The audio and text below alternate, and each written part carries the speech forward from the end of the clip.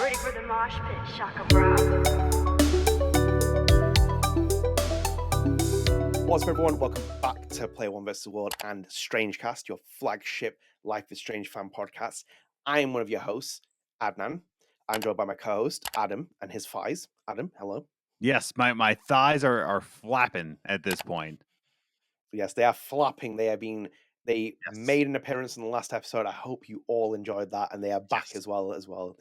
He's not come. He's got his legs this episode, which is the main thing. So he's Yes. back for side B. I'm back for side B. Obviously, we split the episode as well just to make it easier and efficient for us as well. And obviously, that last episode was quite long as well. But we've got a lot of stuff to talk about in this one, a lot of interesting stuff. So before we start, if you are new here, please do consider dropping subscribe on the channel, turn notifications, like the video, share with your friends. If you do not subscribe to this channel, Adam's thighs are just going to run off on the podcast. They will be like gone. So Yeah, please do subscribe. They do like a running. Exactly. So he needs his thighs to move around. So please do subscribe. We need to get to 1,900 subscribers. We're almost there. So please do that. It's really appreciated. And also as well, StrangeCast is available on all podcast services. So we're available on Spotify with a video version. We're available on Apple Podcasts. So go and check us out there. We have 312-ish followers on Spotify. We just hit 50 ratings. So thank you so much for that. 4.8 ratings. So please do rate us as well, because you boost our visibility out to other people, because they always love to find our podcast and enjoy them with you and us as well, which is the main thing. So Adam, we're back. We've got quite a few things here. There's a big Michel one. Michel is back. He is floating around as usual, doing his bits. But we're going to split that as well. So some of the stuff will go into the Lost Records journal, because otherwise we'll be here for years for the amount of stuff that was in there. But before Michel, Adam, should we go to one of our favorite people in our first piece? Yes. So I've Stephanie brought Frost. this in. Oh, I miss Frost. Yeah. I love Frost. What a guy. What a legend. But this is not Frost. This is Burch. So, Adam, this is an interview that Ashly Burch did on IGN, which I would recommend if you get the chance to watch it. It's a video interview. It wasn't written out. And it's basically Ashly Burch revisiting all her characters that she's played. So it's kind of like the Ashly Burch evolution. So obviously, if you remember as well, she got a big rise off of Hey Ash, What You Playing, Tiny Tina and Borderlands. And then this was like, would this be the breakout role? I want to say yes. I'm playing Tiny Tina. Like, that's the thing. I feel like this. I want to say it's Tiny Tina, though. Tiny Tina is probably the breakout role. Like, this kind of like put her onto the spotlight, and then Tiny Tina like really pushed her forward. Because see, even in the let me read you the first quotes then, and let's see how you feel about it. So this was when she starts off about Chloe. So she's put, "I first came in to play Chloe Price. I had no idea how important she was to the story. And one of my first scenes was a scene with Chloe's stepdad, Dave Madsen. And I think because I was still pretty early in my career as well, that it was like a side character. Maybe she was like a side mission. It's weird to say that for Life is Strange, a side story. And then it was only until they kept bringing me back and I kept seeing more and more, I was like, oh, she's a massive part of this game." Yeah. So maybe it was like, again, putting her on a spotlight, giving her confidence. But definitely one of the breakout roles.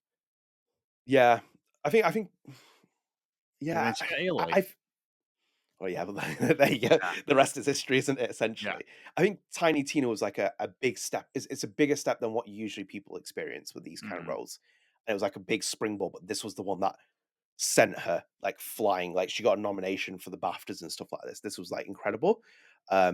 So I feel like this is the one which really cut through. But obviously, like as we've kind of like, she's done interviews about this for years, but that was just the kind of starting point with this. And obviously, it's really interesting to see how she feels about it. But Adam, speaking of which, we're going to the next part of the Ashly Burch interview, because you alluded to it in the last episode or the last side when we were talking about trauma. Is it about Randy Pitchford and $80? No, it's not. Oh, darn. I want to talk about that. No, it is not, but it is about trauma, because you mentioned trauma before about when we talked about Aisha Farah in the first part. And Ashly Burch was very clear about this, because this is a big part of her life as well, if you did follow this back in the day. So I'm just going to read it here as well. And this is a continuation of the last part, which is that I remember my voiceover director, Philip Bark, encouraging me to look ahead in the Life is Strange script so I could see where we were heading. And it's the chapter where you find Rachel Amber in the junkyard. At least for me, it's a shift in the things. It's shift in the game, sorry. Like it's a bit of a quote unquote, you can't go back after that, end quote. It's things get a lot darker from that point on. It really impacted me, and I had just gone through a loss. So in brackets, this is about David Fetzer, who was Ashly Burch's former partner. He passed away in 2012 at the age of 30. Mhm. And continuing, sorry. And so it gave me, I already love Chloe Price, but then I felt like, I don't know, trauma bonded or just bonded to her in a really visceral way. I feel like that was the moment where I was like, well, she's one of the ones for the rest of my career, that like this scene in particular, which Yes. I really like that thing where she's like, yeah, she's one from the rest of my career, so I acknowledge for what she did. But then the thing where she says, I find her in a very visceral way. And obviously, Ashly Burch has done like a personal essay back in the day when she talked about the passing of her former partner and playing Chloe, and then also doing some of those scenes, which is obviously raw emotion, which is obviously coming from her own trauma of losing her own partner. And I'm kind of glad, at least on surface level, seeing that she's progressed in her career. And I imagine she's probably gone through a lot of hard experiences to get to where she's at right now, which is, I think, like her story is always quite amazing to see where she's got into the industry. But I do find interesting, like the way she sees Chloe Price. Again, it's like that opposite direction of the interview that she did on the red carpet, the BAFTAs, when it's like they're asking her about Chloe. It's like, what would you do in double exposure? She did the Yeah. politician's response, which is what she did. But like you can see what Chloe Price means to her in that role, and that was an early character in her role. And even as you mentioned as well, Aloy's, everyone knows her for Aloy now. Like Yeah. that's the one where it's like, there. If you're Liz, you obviously love her for Liz, and the fact that she did things with Life is Strange and with Chloe Price. But that was the one that really put her on the map with like Aloy. Yeah. But this one, like, she has such a good connection with it. But it's amazing to see. When she talked about it, I was like, that's amazing for her to see that Mhm. experience and the way that she sees Chloe. Yeah, no, it's just like again when we're talking about trauma bonding, like with like Max and Chloe, and like in double exposure, like oh yeah, we just drifted apart. You don't drift apart with a trauma bond. Like that doesn't happen, dude. Just like even now, Ashly Burch is just talking about Chloe and just like, no, that's one for my career. Like I'm always gonna remember Chloe just because I'm trauma bonded, So Yeah. good to know that Ashly Burch hasn't forgotten us, lowly Life is Strange fans. So she hasn't forgotten us in the ashes, and she is thinking and praying for our souls. Yeah, no. I like the connection she has with the character. It's no different from like Max and Hannah in certain respects. I think obviously this is more, as Ashley said, in a visceral way. She feels it because of a lot of things that happen in her life. But it is nice to see that, and it's a great interview as well in IGN. So basically, she just sits there and talks through her Yeah. characters, and it's really interesting to see how she sees them, because in itself as well, that she talked about it at the time. Obviously, she wrote her essay, which is really amazing to read about her personal experience and obviously the tragedy and stuff that happened. But reflection is a big thing with it. So 10 years later, she still feels that way, or she might have developed that feeling with Chloe. And it's interesting to hear that perspective, because that's also a thing of a systematic thing of trauma, because you Yeah. heal in a certain way and you still keep the scars and you like connect with something. So I'm like glad that she sees that trauma bonding as a connection to Chloe and keeping it. You're in our hearts, Ashley. With that performance was seminal. So it's always good. Should we move on to our next topic? This is probably our bigger one, Adam, as well. Yes, to Michael Koch. Michael Koch, and it's Yes. Michel Koch. The fans Oh, voted. They the they are fans. preferring Michel Well, the Koch. fans are wrong. That's American Michael Koch. Michael Koch. Oh God. Eagle noises. um so Adam, this was an interview Michel did with the Gone Gold podcast, Gone Gold show. And I went Yes. through it, and I've like, these are paraphrasing points as well. So nothing's a direct quote unless I've directly quoted it. Anything with apostrophe is like a paraphrase that he's saying or along those lines. Michel has responded to some Blue Sky and said I was fantastic with all the summaries and stuff. I was like, thank you, Michel. But why are you not following me? Why are you not following Player One versus One? Why are you not following Adam? Follow Yeah. us, please. Bow. Yeah. Take I'll show control you of his. more than my thighs, Michelle, if you follow me. Exactly. This Yeah. is the combination we need. We need Michel to follow. Do you know what as well? If he followed you and he didn't follow me, I'd be so angry. I'd be like, that's the ultimate betrayal. Like, yeah, Yes. he's just following you for his thighs, but not for me. I'm like, come on, I'll show you my thighs as well if I need to. Like, Yeah. I will get him there. But anyway, let's not talk about showing Michel Koch our thighs. We're talking about Michel Koch here, because Yeah. there's a lot of stuff in here, Adam, and we're going to move some of this into the Lost Records Journal because it will be here for ages. But I wanted to pick out certain points because I think you would give some interesting perspective. And Hmm. for anyone StrangeCast, I warn you now, there will be spoilers here. So Mm. please do either move ahead to later parts of the section or come back and watch this Spoilers of podcast what, by the way? of Lost Records, Bloom Rage, Yes. that game. Because I think there's certain points that'll be mentioned in here or seen, and usually we give a spoiler warning because obviously Lost Records Journal is dedicated towards more spoilers, but we're just going to talk about it.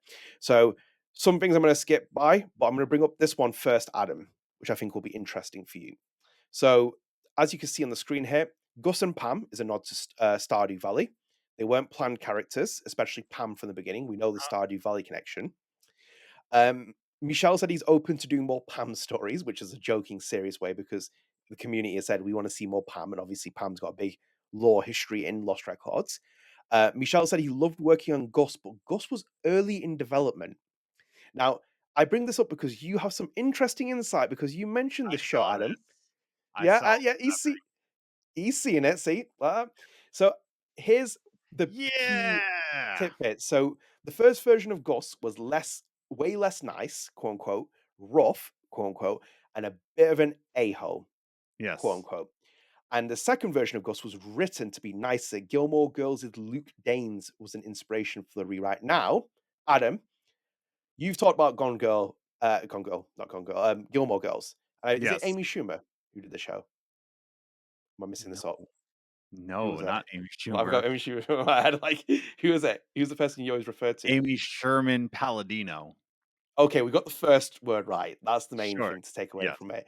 But you've always said that you respected the way that she ended the show, despite what happened there, yeah? No, The I people's I don't like how CW ended the show. Like she left amidst, I believe, the 7th season. So, Gilmore Girls fans are gonna like trash me like, no, it was actually the 6th season. But she left because of contract issues and all that. Um Oh. yeah. No, Amy Sherman, like I respect her, even though I hate her sometimes the way she wrote it. I respect her because she is a baller, dude. There's one famous story where she wanted a crane shot of the crowd, and CW is like, no, we're not going to give the license for you to give the crane. We're not going to give you the budget. She's like, I'm doing the crane shot. Like she just like went right under CW and is like, no, I want a crane shot. So we're gonna do a crane shot. And there she goes. So respect, I respect the game of Amy Sherman Okay. Helen. But it's So interesting that yeah, they said that Luke Danes is the nicer version because Luke is mean. Like he's not super mean, he's very brash. So I mhm. guess when he means by mean, he means like really mean spirit, like ugh, like an old country bar. Luke Danes is not really known as like No, yeah, no, no, sorry. The first version was that. So the first version was a of separate Luke. entity. No, Gotcha. no, no. It wasn't Luke. So basically, the first version of Gus was developed with something else in mind. So they had created this own character, and they made him that kind of character. He was mean. He had all these Yeah, feelings, and then they were like, "No, we're going to scrap this because it doesn't work." And then Luke Danes became the inspiration for the character. So the but Gus that's that what you I see mean in the though. game Like now, Luke is like not really soft spoken. Like he's he not though. really. No, not really. He's very brash and American. Uh, Ooh. there's one episode where his brother-in-law like saying like, oh man, you should go out of curry. Do you like curry? And Luke is like, Hmm. no, I'm not a curry fan. Like I'm not like he's like looking like, no, I'm not much for curry. Like he's just very much like Clint Eastwood-esque kind of personality. Very So Gus that then when you did yeah. that. Uh so it's just like I can see him as an inspiration, but like Luke is one of those things that like he's like a hard boiled egg. Got that hard shell, but you just gotta peel his skin off, and then you'll see the nice inside.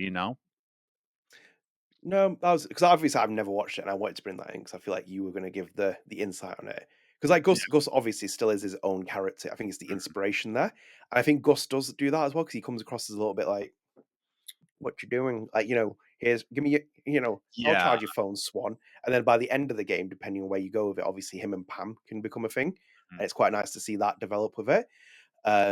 Obviously There that's the big. There is also, like, in the whole show of Gilmore Girls, there is a, like, will they, won't they with, him and the main character, Lorelai. So, Uh, like, there's a huge, like, will they, won't they. and then then they do, and then they don't. And it's just like all of that stuff. So spoilers Oh, for really? Gilmore Girls, a 20-year-old show. So Well, there you go. That's what happens when you start listening to a podcast with these kind of yeah. things. But no, it's interesting to see what that was the big development change because obviously, as Michel said in interviews and we covered it, the main timeline is set. That was the main inspiration to be in a bar and to Mhm. tell the story from there. So it's like to see that change is always quite interesting. We need more Puss, the ship, Pus, Pam and Gus, Pus. Yes. We're not buying any of the ships. That's the one I've made. That it's going to go into folklore. I made I'm it I'm canon. I'm doing Gam. I want some gams. No, it's too. Give me some It's gams in the chat. Yeah. No, Pus, Pus. That's what we're doing. Some Otherwise, you go into the pussy abyss. gams. Oh no! Yeah. Why? These characters will have inspiration from that Hashtag Stardew pussy Valley. gams. You'll know it. Just put it on Twitter. Just put it all over Twitter. I need some Dear pussy Lord. gams. You're destroying Michel Koch's visions here, and Michel Yes. Koch's visions as well. The coach. Um, no, interesting nonetheless. So I thought I would bring it up. Um, I'm going to keep going down here. Actually, that's where I With broke the the link. penguins. Yes, with the penguins. That was where the link has broken. I actually messed up because I went back and added it later. Adam, this is That's a interesting good because I one. want to hear your thing on it because I again have not watched Twin Peaks yet. I will watch it this summer. Shame It's on you. part of my plans because Mhm. well, yeah, but this is not as bad as not watching the X Files. I'm going to hold that out there. You cannot Shame be on Luke you. Barbados and never watch the X Files and be friends with Michelle. It was in the room. He had pop figures of Scully and Mulder there. It's like, come on, Yeah. man. Y- Come Anyway, on. Adam, I tried to translate this, and hopefully you can kind of get this thing. So basically, translate this. You're speaking English, but like tried to transcribe it and get it in context. So Michelle talked about Twin Peaks and Velvet Cove as comparison. So he Mm. says like there's a comparing a lack of a map in Twin Peaks. So he said like Mm. locations, landmarks, and the main focus were the parts of Velvet Cove. So Velvet Cove is basically landmarks, geographical things, and he wanted to mirror Twin Peaks. And Michelle asked every team member to take a page when they started working the game and quote unquote write what were the 90s for you, end quote. So gathering memories for the 90s inspiration for Lost Records. Mm. Now, what I want to ask you is, did you see the comparison with like that? Can you see what he's saying in terms of like Twin Peaks as town having Definitely. just like, Yeah. okay, There's identifiable landscapes within Twin Peaks, and like you can definitely tell. Once again, Twin Peaks is just such a once again a Michel coded show. Um, it makes sense that he's taking inspiration from that, but also, yeah, like you go through Velvet Cove and you see the landmarks, you see these things, and they are distinguishable. Once again, what was Michel's first job in Don't Nod? he was the art director, I believe. More specifically, the environmental art director. Yes. So he is very much like if you even look at the scenes within Remember Me, which he was the environment art director onto Mhm. Remember Me, there are distinct, like it's very neo Paris and it's very much cybernetic, but there are landmarks, there are things within Remember Me that you are placing yourself in. So yeah, no, like he's very much on, like Michel is definitely on, like, hey, let's make things distinguishable and not just buildings, let's make things have a character within the story. So yeah, the same thing with Twin Peaks, like they all have character in it. So of course he would like that, you know? Of course.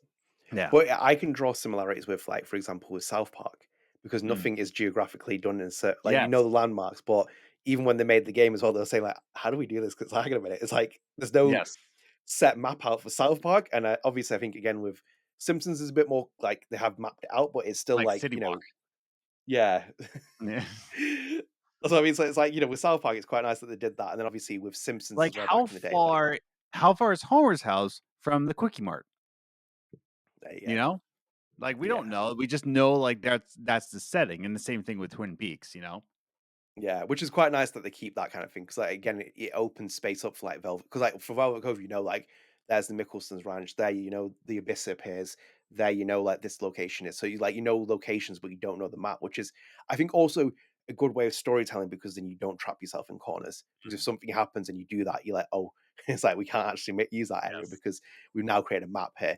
No, but it's interesting to hear that as well because, like, I didn't fully get the context of that, but it's nice to have added that in. So, speaking of which, Adam, bring the music part in here because I know you'll Oh. be interested to hear about these musically little bits from Michel in the podcast. So, as you can see here, Michel said the soundtrack and the music needed to feel "quote unquote" more like a bridge in Mm, between the two timelines for Swann, so to feel timeless essentially. He wanted the music to have a lot of inspiration from the dream pop movement. And the two yes. main inspirations were Chromatics, obviously, and Beach House for Lost Records' music. Now, Okay, so not familiar with Beach House. let me just combine all the music parts because it'll be probably easier then at that point. So Michel said, quote unquote, he was sad when he learned that Chromatics broke up. The Nod Montreal team wrote to Ruth Radelet after she started up her solo project. She Mm, answered and was, quote unquote, really liking, end quote, the premise of Lost Records. And then Ruth brought back Adam Miller and Nat Walker to work on the OST. mm, Also, this question was put in there was what is on Michel Koch's Spotify playlist? I was like, yes. just ask Marin. I was like, you'll get that as an Yeah, answer. This was part of the music. So he's bought Myth from Beach House, which is at the end of Tape One Bloom. Has yes. been Michel's most listened song for the past 10 years. Oh, wow. It's one of his Dang. favorite songs of all time. And he was thinking while he was working on Life is Strange about where he could use the song in another game. Mm, So I've been like kind of listening to what's called Beach House in the background whilst I've been like getting used to this with the dream pop stuff. And as you can see here as well, this was actually I think a direct quote from Michel more or less. He put a lot of the music we use in Life is Strange. They are on my own Spotify. I yes. feel like the mood of those games is really close to my own personal tastes. Mm, Um, so Adam, a lot of little details there as well for the music side of things, and you're the music man, you're the music yes. person here. What do you think of that? Because obviously there's a big focus on the Yes. dream pop movement as well. Dream pop movement, it's a lot like everything that's coming back in 2025. The Mhm. 90s are coming back in 2025 in a landslide, dude. Yeah. So when you think of dream pop and a lot of Gen Z people might be like, "Oh, dream pop, like I know this and that." Like I can't really name of like modern bands are doing, but it is coming back. Dream pop Mhm. is for sure. Milk and Bone, like listen to theirs. Like Milk and Ugh, Bone is definitely coming back with dream pop. yeah. And it's not Baby to say Dream has got big shades of that. yes. Yes. Exactly. But like that's what I mean. Like it is coming back in a landslide, but it did Mhm. happen in the 90s. It did happen with a lot of things. And again, dream pop isn't really my uh my fishy cup of tea, if you will. Of But course. yeah, so I do respect it. I just don't have a lot to say on it. But yeah, like that's what I mean. I don't know Beach House, but like he's had one song so, for the past 10 years, I'm trying to think of a song that I listened to over and over again for 10 years. So 10 years ago, I was 4 or 24. My Uh, Apple Music's done that. I have one song yeah, that's at the top every single time. I don't know, man. Like, I don't, I Well, we don't, know about Adam Evalt's Spotify rewrapped one year when not even well, Post Malone was at the top. yeah, Someone Post else was at Malone the top was of at the it. top. Yes. Well, Yeah, someone else all was the at way. another point. I Yeah, believe it was Castor Garden was at the top. that sucked. I wish my Bandcamp like gave me my like my top listen to song. I don't think it has that setting of like what song have I Mm, gone back to over and over again in my Bandcamp. Um oh, I bet you. Hold on. Let me look at my oh, iTunes real quick cuz iTunes does it. I know that for a fact. ooh, I guess I'm need to go curious into. now. What do you think? What is a song that you know that like you go back to over and over and over again for the past 10 years or so? The song that's on mine, let me call this up quickly just to double check the years before I say it. So 2015. The song that has been at the top of my Spotify playlist, no, not my Spotify, my Apple Music or whatever variation for the last 9 years, which will be 10 years this year, has always been Zed and it's been Paper Cut. That is the number one song on my Wrapped. If you go into any of my thingy settings, it's always that song is at the top. Nothing has ever eclipsed that song. Other people have snuck in and out of the tiers, but Zed is always at the top, and that is the most played song that I play. So genuinely, So almost Michel coded. I don't think this is accurate because it says I only played this song 10 times. I played it way more than 10 times. Mm, But yeah, I can see this definitely being in my top. Oh man, I can't share my. Oh wait, there we go. There we go. I was about to say, you should be able to share it. It says 10 times. No, I've played it more. But it is Shanghai by Hudson Mohawk from the Watch Dogs 2 soundtrack. Yeah, so That's you see interesting. Watch Dogs 2, there's an Eric Nam song, Witcher 3, Buzz Lightyear from Half an Orange. So yeah, like all these things. Now you Ooh, get to see what's on my iTunes now. That's fun. Um, but yeah, no, I don't know. I really don't know. I keep going back and forth between artists. So it's interesting that he has one like off the bat, like, oh, I listened to the song over and over again for 10 yeah. years, dude. That's crazy. I'm literally almost on that though with Zed. Zed will be at Paper Cut, will be number one for the 10th year running. Nothing has ever beat that for me. So Yeah. it's like I'm very Michel coded at this point. I see where Michel's coming with that. Michel's got very distinct, but again, it's as you said, Michel. You could do an auteur theory on him, and you'll be able to study him, and you understand what his style and preference is. And the main style and preference that he always has been that David Lynch esque kind of Mhm. like vibe. And obviously, Chromatics were involved with Twin Yeah. Peaks, and this has kind of been like a moment of a dream for Michel as well with this project. So if he's going for the dream pop movement, and you've seen some of the scenes, Fawn's Yeah. Curse, Fawn's Rest, those kind of sequences, they're built on dream pop movements. Like even the shots, the cinematic styles, everything's all like that. Even that montage with the girls when they're at Fawn's Curse or Rest, and you're basically vibing together. All that entire montage is dream pop. It's that would Yeah. be a music video in a dream pop song. So it doesn't surprise me at all that that was his. But yeah, it's quite interesting to see his music insight, and it's interesting Yeah. that they basically like, yeah, cool, let's just use Michel's music rather than being like, let's go and they do diversify, obviously Nora Kelly band, etc. But it's like it's always been like that's the kind of go-to thing. But I think again, it suits the style and who you're working with. Um, but very cool though. And Adam, I think we're keeping some of these separate, so we will be covering some of these other ones on the Lost Records journal because I think there's some interesting talking points in here. But I will pull this one up, Adam, because I think this is an interesting one because this again relates to Life is Strange. Gonna bring it in here. So Michel said he's the closest to Swann. We know this as well. He still feels that way as well. And this was his quote unquote, she's the protagonist, and I really like to create protagonists where I can project some part of myself, end quote. She's a Mm, quote unquote positive introvert, end quote. She's shy and an introvert, didn't want to portray it as a weakness. mm, Which I bring that in here as well because this again, I'll have to like scream it. I'll have to get like a sound effect. This is why I say like Max Caulfield is like so no different from Swann Holloway.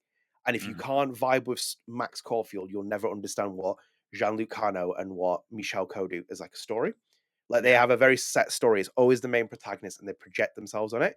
And Michelle has always done that with Max and with Swann. And you see the way that Swann is as well. Like it's set that. That's why I said that where Lost Records ends, it's not a bad ending. Like Michelle would say, that's a great ending.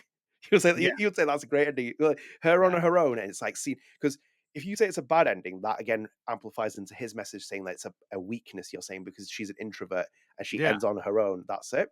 So I like the way that he approached that way. It's like this is how I see the introvert nature because you can see the similarities. You know, obviously Olivia Lepore is very Swann Holloway coded as well. So it's like you see where shades of these characters come through in the actors and the directors. But Michelle though is like that again with re-amplifies my message where it's like it's a coming of age story, and the same with Max, it's a coming of age story.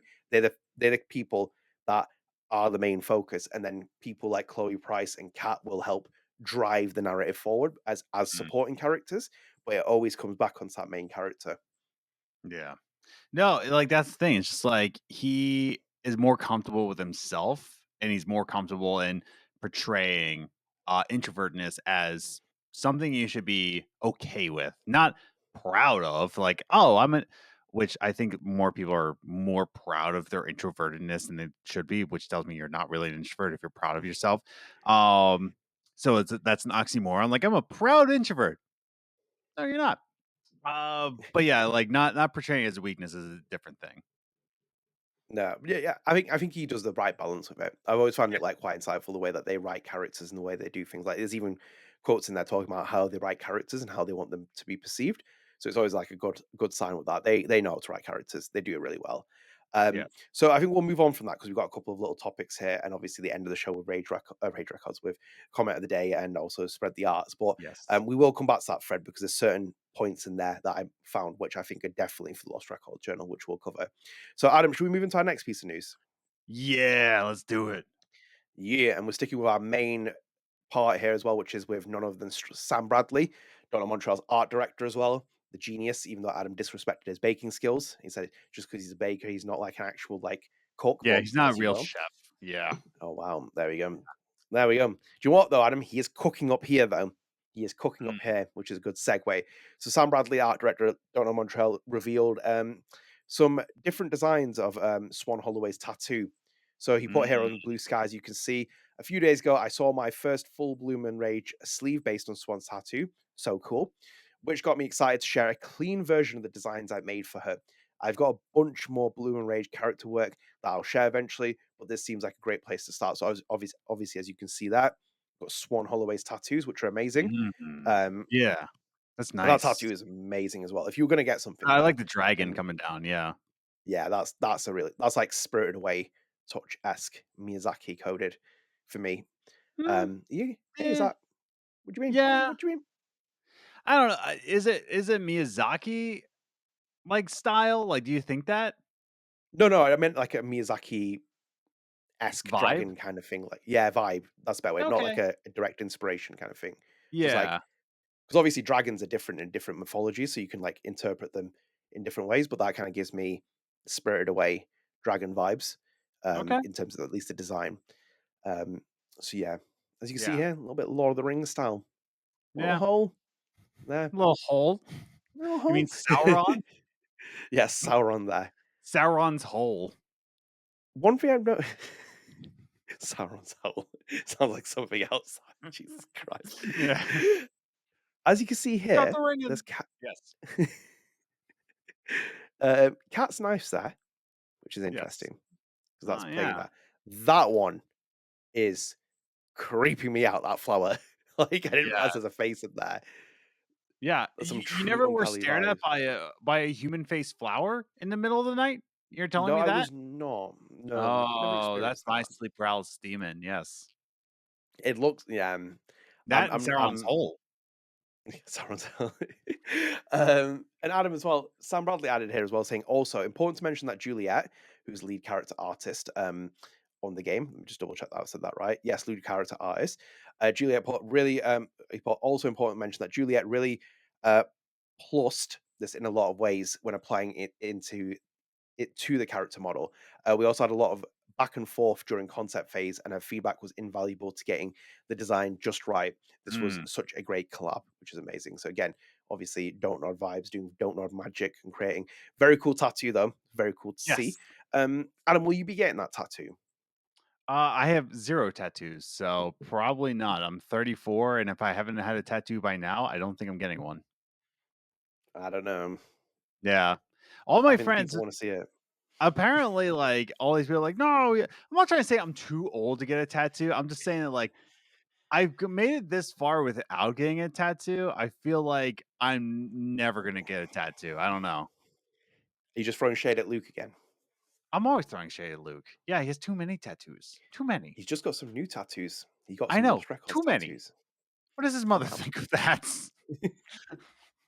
How dare you? Uh, Yeah, yes. no, yeah, no, I would like to for sure. Like that's a sick tattoo, but it's just like I don't know. I just because I don't have one. I mean, you don't have any tattoos.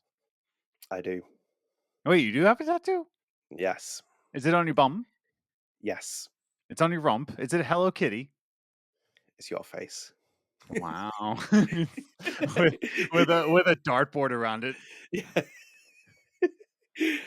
No, I do not have a tattoo. I would love to have a tattoo, but Yeah. I just never Meh. thought about getting one. This just never That's what I happened to mean. me. I just feel like I've gotten to this age. I'm like, I'm just never gonna get one. Tell you what, I'll get one if Michel comes on here. We need Michel to meet Adam. That's the world's uniting. I will I put will get Michelle's face on my bum if he comes on. oh, Jesus Christ. I will get I will get a tattoo of Michel Koch if he comes on, which Yes. is the main thing. Michael So Koch on my thigh. there we go. It's just There's it's the just money Michel business. Koch in a cowboy hat. There's the spinning of the money. That's what we need. Yeah, there you go. Make it Michael happen, Koch. guys. Michael Koch. Adam, should we move through miscellaneous topics? There are very few in between, and we can get through Yes. these. So as you can see here, Pix and Love Games Port available this Friday. The Juice on, this was on the 15th of May. The Juice on Art Book is a mine of tasty information with nearly 500 illustrations, numerous interviews, and 350 pages. I'm going to quickly pull this person's Marine Mark. Marine Mark's book lifts the veil of the incredible creative process behind Don't Know Montreal's Jewel. Don't Nod's Jewel, sorry. Edouard Caplain as well, obviously, Life Is Strange fame, also Jusant's art director as well. Incredibly talented. But finally, it's a beautiful, beautiful piece. Thank you to Pixel Games and also Don't Nod for making this happen. A massive thank you to Marine for everything you're doing for the IP, which is always a nice touch to see. It's great little art about that as well. I would also be buying that if I wasn't broke, among many other things. So that's that. And then Adam, I think you'll like this news as well. This is from Don't Nod on the 16th of May. We're incredibly proud to share that Banishers Ghost New Eden has been awarded the Xbox Excellence Award for 2024. Your support, passion, and love for the game made this possible. Thank you. Look at the And as you can comments. see, is Adam in Look, there? Ooh. maybe you should look at the comments. Where are we looking? Where are we looking? Oh wait, maybe I did it on Blue Sky. I probably did it on Blue Sky. Fantastic, 'Cause Adam. I'm Thank you for never that. on. Yeah, I'm never on Twitter. I hate Twitter, dude, or X, Well, whatever you want to call it. Well, it was barely working today. It was like all over the place. We're recording the 24th of May, if you're Yeah, wondering. But yeah, like that's just you ruined that. You built that up really big, and then you just like let me down. I That was know. disappointing. I forgot that I hate it. Adam, anyway, quickly as well, the message it says there, congratulations. Each year we have an honor of celebrating exceptional developers who craft unforgettable gaming experiences that captivate and inspire players around the world. Your creativity and vision have brought so much joy to players and left a lasting impact on our community. As a token of our gratitude to talented creators like you, and to highlight the games that resonated most with our community in 2024, we're proud to present you with the Xbox Excellence Award. Your work has truly made a difference. We hope you enjoy this award, display it proudly, and share it with your communities. From team at Xbox. So your boy for there, Phil Spencer, delivering Adam. It was on Instagram. Sorry. Yes, I just There found you go. it. Yeah, just do that. And Adam, I believe this is our last piece as well. Yep, and it is from Deck 9 Games on the 10th of May. It is Happy Birthday to Diamond Washington from Life is Strange Double Exposure. Diamond's good. I don't have any beef with Diamond. No, Diamond's like, Eliza did a fantastic performance. It was great interviewing her for that and everything else in between it. Obviously, amid Double Exposure's reception and the way it's polarized audiences and stuff. But generally speaking, I have nothing ill to say about it. Obviously, Life is Strange's Twitter account did not acknowledge it or even say anything of these Double Exposure characters, which again is another damning indictment among many other things. But we are done here. So, Adam, should we move into our comments of the day? Was it spread the arse? Comment of the day. Before we do, here you go. Oh, he's delivering. There he is. Yeah, I'm very excited. There we go. Yeah, I'm Boom. very excited. About time. About freaking time, dude. Adam commenting on Instagram there, if you guys are wondering, for the audio version, showing credit to that, which is always good. So yes, Adam, we are done there. So should we wrap into our comment of the day quickly? Yes, let's do it. So 2 comments, Adam, I pulled out because we had obviously 2 sides, but there's some separate points with this. And I'll give you context. If you didn't listen to the last episode, you should go and listen to it anyway. This was in relation to Aisha Farah's comment on one of them about Vin Lang and Safi. And this is from Hellard Username. Yes. Interesting. And they put a comment saying, Vin Lang is hands down the weirdest choice of love interest. Oh, hella rad username. Yeah. Well, thank you. Hella rad username. Okay. Apologies. There you go. Adam's corrected it. So they said, and I quote, Vin Lang is hands down the weirdest choice of love interest. In addition to all the other stuff, he hooked up with Max's best friends, Safi, Louis, and Fiard. I'm just putting these extra in just for clarity. Basically, Safi, and is flirting with her shortly after she dies in the universe. He didn't throw a cow skull through her windshield. I think Square Enix demanding a male love interest halfway through the production, so they just tacked this on. I'm just going to that's end quote. I'm also going to say I'm also going to say allegedly, just to protect us as well, that there's no complete sign of that happening from Square. But yeah, I think like That's yeah, I think facts. Yeah, yeah. it's 100%. Again, that's just like part of the plot that just don't make. How many times we had to have this conversation about things that just didn't make sense in it? That was always Hell another weird one. hella rad username, that's a hella rad take. I like that. That's a good way of Yes. ending it. And let's see if Yoke 466 also is a hella rad take because I think this might actually be Mm, one. So this was in conversation about the tapes and even saying like, potentially doing the True Colors side where it's like putting chapters in rather than doing like, releasing a full release rather than splitting into two parts. And Yoke put here, I'll always praise the way the original Alan Wake did it. Each chapter was framed like an episode of a TV show with the end credits, closing songs, and then a quote unquote previously on end quote yeah. at the beginning of the next chapter. I mean, you don't have to lean that much into quote unquote TV show tropes, but they were the right length and were perfect breaking points so that you could continue to binge if you wanted more right away, which I agree with as well, because I know Michel's a big fan of like Sam Lake and Alan Wake. And when he mentioned it as well, I even did the previously on Alan Wake Yes. segments. Yeah, I agree with it because that was a thing that came in as well with around that time as well. Kojima did the TV show with Metal Gear Solid 5. He started Yes. doing the rolling credits and all the other stuff because he was lacing it into a TV thing.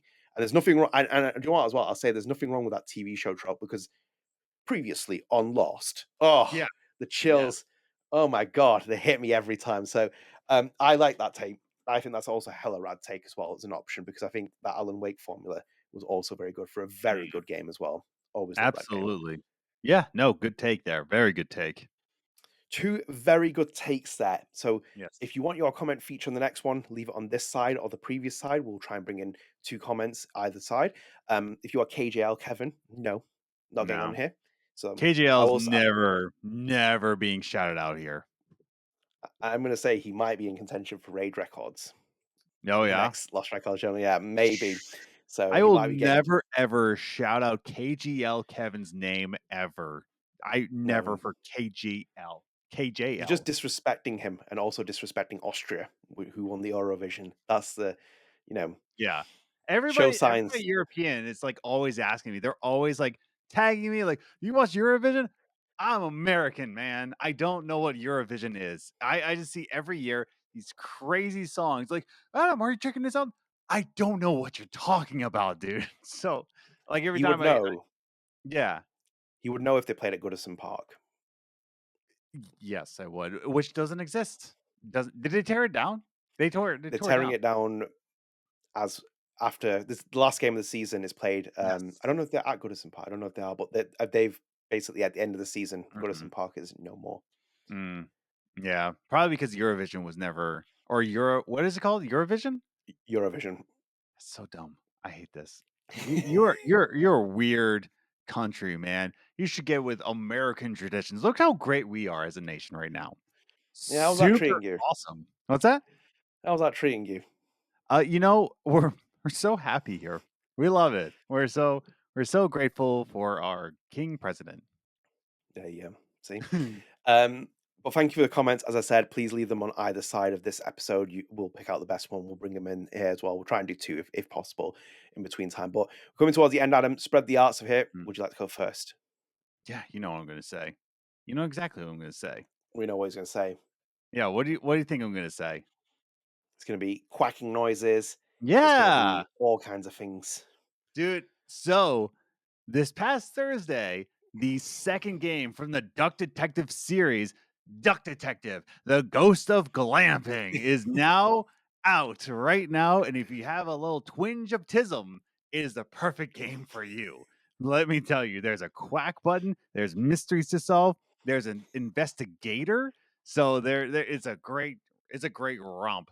So I was even telling Adnan that like I'm not sure if the first game was better or this game is slightly better. So I went and replayed the first game because each game's only 2 to 3 hours long. So not Yeah. that much of a commitment. And I'm gonna say both games stand up like really well. Like they're very equal in like quality and just character development.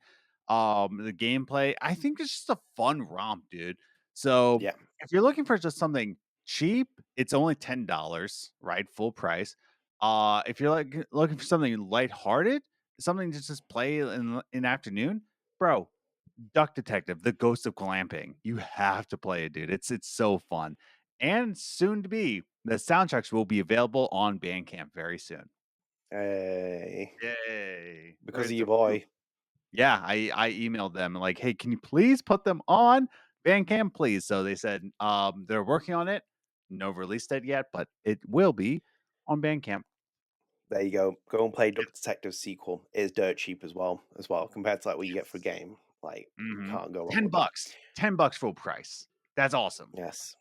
Amazing. And also, well, I will spread mine because I mentioned it in the Lost Records journal. And this was not cheap, like, Yeah. but I want to share it anyway, and I will reveal it when it arrives as well. So, as you all know already as well, I'm going to sign up to the newsletter. My Yay. favorite musician is Zed, and I've spoken about this many times, and I like lost my like shit when I saw this, because basically it is 10 years since True Colors came out. Not Life is Strange True Colors, Yes. Zed's second album, True Colors, which came out as well, which is in 2015. This is one of my favorite albums ever made, Which is and they have insane. That's made. been 10 years. I can't believe it, man. He's only ever made 3 albums, and the last one Yes. came out last year. Tell us, like I think that those are 3 of the most seminal albums I've ever heard, like in a run together. He's like Mm. amazing for me. He's like my favorite musician by far.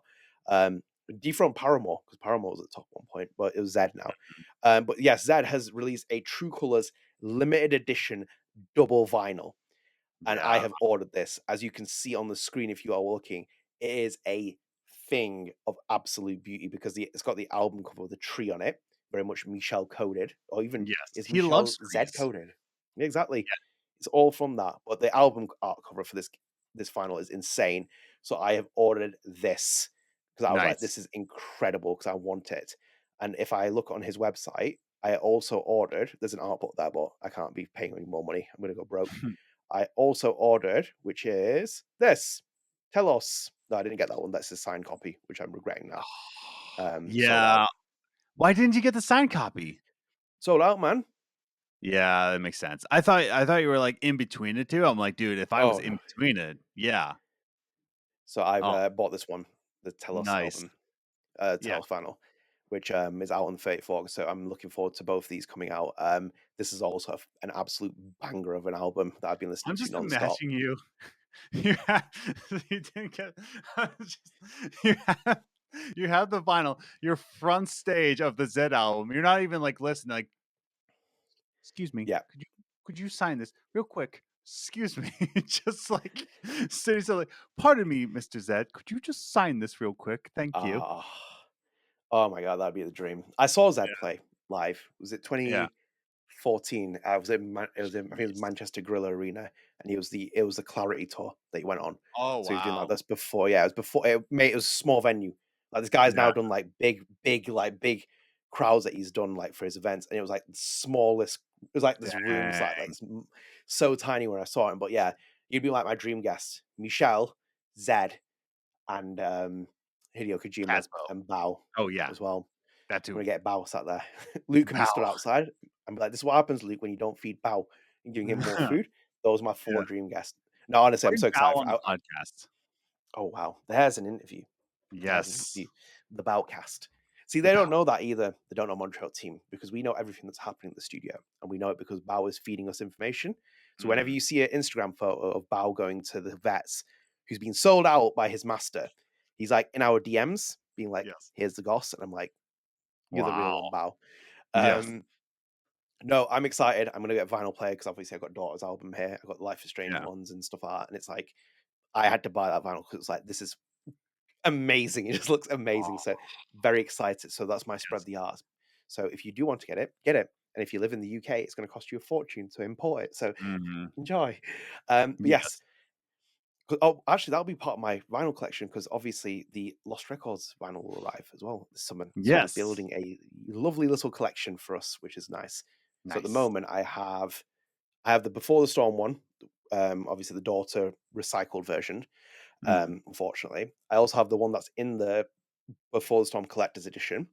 I also Mm. have Double Exposures one. We have Lost Records coming, and then we have the 2 Z albums coming. I'm looking at getting Clarity. It's not actually too expensive either, because I've seen a couple of Nice. copies on eBay. So we're going to be building. And the next one, Milk and Bone, get Baby Dreamer on there. I will buy that vinyl. Yes. Yeah. That would probably be a 45 RPM one. So it's like the tinier vinyls.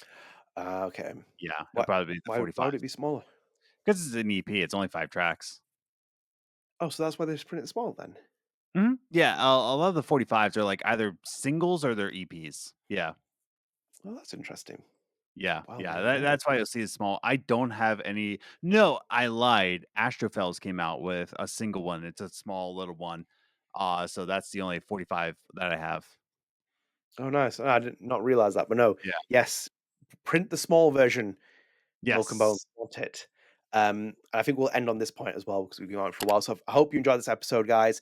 Leave your comments in the, leave your thoughts in the comments. We'll pick out the best one for the next podcast, obviously, as we always do with Comment of the Day. Let us know your feelings on Michel's perspective and also Ashly Burch, among many other things. You can leave those there. But yeah, thank you for joining us. If you are new here, one more time, please do consider dropping a subscribe on the channel, turn on notifications, like the video, share with your friends, help support a very small channel. We're almost at 1,900 subscribers. If you don't subscribe, no vinyl for you. You will be printed into a smaller vinyl. Adam will stand on you and jump on you repeatedly and turn you into a vinyl. He's going to flat pancake you. So subscribe. For the right price, yeah. This is going to happen, isn't it? Castigar goes from music to OnlyFans. I'm like, Listen, man, Spotify's not paying me enough, dog. So whatever pays the bills, baby. There we go. But yeah, as always, as well, we're also on Spotify. We're on Apple Podcasts. We're on all our RSS feeds. So go and check us out there. You can rate us and download us as well. You get instant access as soon as each part becomes available. So yeah, stay tuned. I'm not going to share something because we're trying to work on a couple of timelines. We will be back on a 2-week schedule. I've not decided what podcast it's going to be, but we'll be back whichever one it is. And then from there, rotation and stuff, because it's going to go quiet as well amid many of the things. But stay tuned, hopefully working on a couple of projects. But yeah, until next time, guys, see you later. Bye. Bye. Ready for the mosh pit, Shaka Bra.